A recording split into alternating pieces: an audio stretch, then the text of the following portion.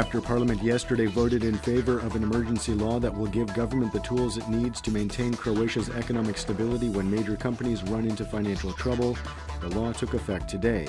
A request for government to appoint an emergency administrator can be submitted by both the debtor and creditors. The new law could mean that Agrokor's restructuring director, Antonio Alvarez, who was appointed by Agrokor's largest creditor, Russia's state-owned Sberbank, will be leaving Croatia shortly. How do you see potential cooperation with the governments in restructuring? I can't comment on that at this point. I've got to see if we can keep things stable until things become more clear. And are you satisfied with the process?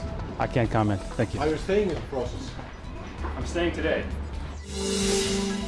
The Petrokemija chemicals company in Kutina has stopped its production of ammonia, a base ingredient for its production of mineral fertilizers. Petrokemija closed down production after its access to natural gas was cut off over debts owed to its natural gas supplier.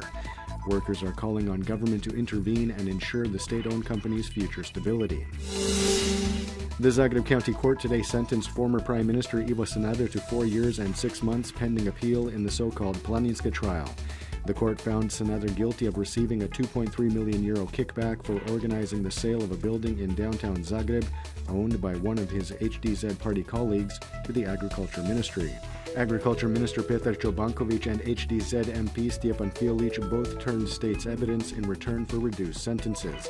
Sanader continues to maintain his innocence. New tighter controls along the EU's Schengen border came into force at midnight last night. The new measures are designed to strengthen controls along the EU's passport-free zone, in line with an amendment to the Schengen rules. Passport controls at border crossings between Croatia and Slovenia will be more thorough, which could result in delays. EU citizens traveling within the EU will still be able to use state-issued identity cards instead of passports. In international news, at least 7 people have been killed in a U.S. airstrike in Syria. Some 60 Tomahawk missiles were fired at a military airfield in Homs. The attack comes in response to an alleged chemical attack that originated from that air base. It is in this vital national security interest of the United States to prevent and deter the spread and use of deadly chemical weapons. There can be no dispute that Syria used banned chemical weapons, violated its obligations under the Chemical Weapons Convention, and ignored the urging of the UN Security Council. Syrian authorities have called the attack an act of aggression. Syrian ally Russia also condemned the airstrike as an attack on a United Nations member state. Moscow believes the attack could threaten the fight against terrorism. Syrian rebels have welcomed the strike, as has Israel and the Kingdom of Saudi Arabia.